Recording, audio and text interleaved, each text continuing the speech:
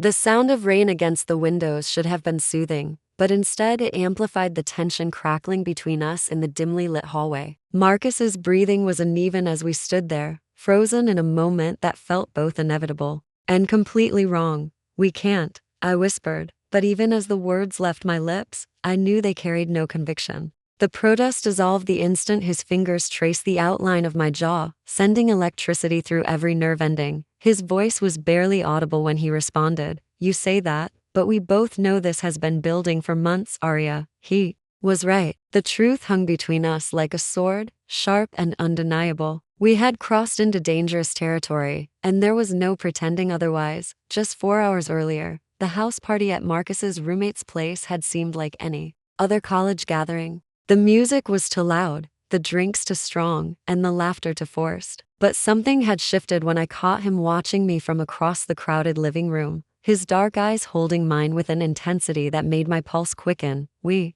had grown up in the same small town, attended the same schools, shared the same circle of friends. Our families had been neighbors for over a decade. Marcus was supposed to be off limits not just because of our complicated history, but because of what everyone expected from us. We were meant to be the responsible ones, the examples others looked up to, but tonight, responsibility felt like a distant concept. The party had been Rachel's idea, a celebration for her acceptance into graduate school. I had arrived with my usual group of friends, but somehow found myself gravitating toward Marcus throughout the evening. Every casual conversation, every shared laugh, every accidental brush of hands felt charged with something I couldn't name. It was during the third round of drinks that I noticed how his navy sweater emphasized the breadth of his shoulders, how his laugh seemed to reach parts of me I had carefully guarded. When someone suggested we all head to the nearby late-night diner, Marcus had quietly suggested we share a ride back to campus instead.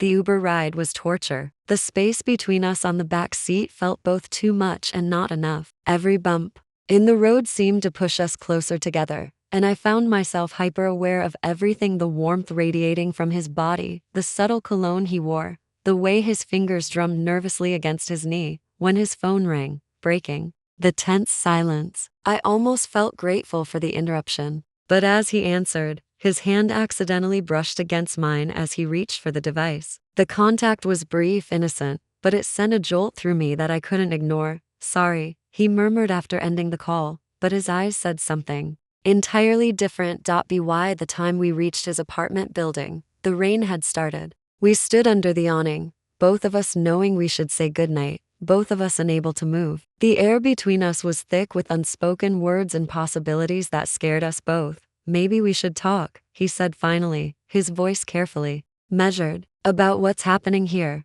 I should have said no, should have walked away, called another ride, pretended that the tension between us was imaginary. Instead, I found myself nodding, following him inside, accepting the cup of coffee he offered with hands that trembled slightly. His apartment was modest but comfortable, filled with books and the kind of thoughtful details that revealed his character. We sat on opposite ends of his couch, the space between us feeling like a chasm we were both afraid to cross. The conversation started innocently enough: updates about classes, mutual friends, plans for the upcoming semester. But gradually, it shifted into more dangerous territory. We talked about dreams, fears, the weight of expectations that had shaped both our lives. "Do you ever wonder what would have happened if we'd met under different circumstances?" he asked, his voice soft in the lamplight. The question hung in the air between us, loaded with implications neither of us was ready to fully acknowledge. But when I met his gaze, I saw my own longing reflected back at me. "Marcus," I started. But he was already moving closer, closing the distance between us with deliberate slowness. "Tell me to stop," he whispered, his face inches from mine. "If you don't want this, tell me to stop." But I couldn't. The words wouldn't come because they would have been a lie. Instead, I reached up and touched his face, my fingers tracing the line of his jaw. The kiss that followed was everything I had imagined and nothing I was prepared for. It was gentle at first, tentative, as if we were both still hoping we could pull back from the edge. But then something shifted, and suddenly we were both falling, pulling each other deeper into something we couldn't control. When we finally broke apart, both breathing hard, the weight of what we had done settled over us like a heavy blanket. "This changes everything," I whispered, He nodded, his forehead resting against mine. I know.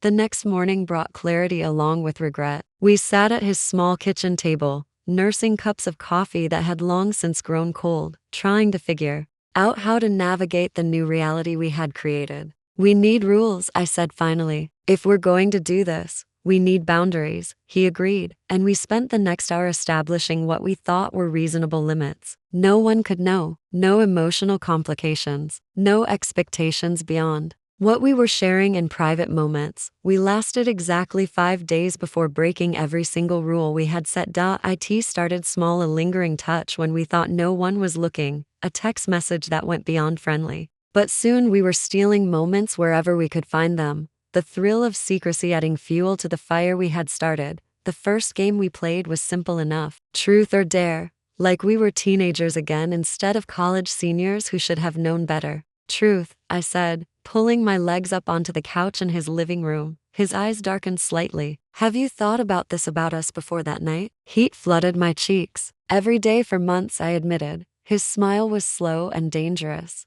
My turn. Dare. I should have chosen something innocent, something safe. Instead, I heard myself say, show me how you've been thinking about me. The first rule crumbled in that moment, and we barely managed to keep our secret intact, and my roommate nearly walked in on us later that week. The close calls became more frequent as our careful boundaries dissolved. We found ourselves taking increasingly reckless chances, stolen moments in empty classrooms, hurried encounters in his car parked in secluded spots around campus, kisses exchanged in the stacks of the library when we thought no one was watching. But it was at Emma's birthday party that everything started to unravel. We had been careful, or so we thought, but Emma's sharp eyes caught something in the way we looked at each other, the way Marcus's hand lingered on my back as we talked to other guests. You two are acting strange, she said later, cornering me in the kitchen. What's going on? Nothing, I lied, but my voice cracked on the word. She studied my face for a long moment, then shook her head. I hope you know what you're doing, Arya. Some things can't be undone. Her words haunted me for days, and when I tried to talk to Marcus about pulling back, about ending things before they got more complicated, he responded with a desperation that matched my own. Don't, he said, his voice rough. Don't tell me to stop unless you really mean it. But I couldn't mean it. Not when every touch felt like coming home, not when being with him was the only time I felt completely myself. The confrontation came 3 weeks later, when Emma presented us with photographic evidence of our indiscretions, images captured on her phone that left no room for denial. I won't tell anyone, she said, her voice shaking with emotion. But you need to end this before it destroys everything you've both worked for. That night, Marcus packed a bag with shaking hands. Come with me, he begged. We can start over. Somewhere else, where no one knows us. For a moment, I let myself imagine it, a different life, a different set of rules, a world where loving him wasn't impossible. But reality crashed back down around us. We can't run from this, I said, even as my heart broke with the words. The intervention happened on a Tuesday. My parents, my advisor, and Emma sat in my apartment like a tribunal, their faces grave with concern and disappointment. Is it true? My mother asked, her voice trembling. Marcus started to deny it, to spin another lie,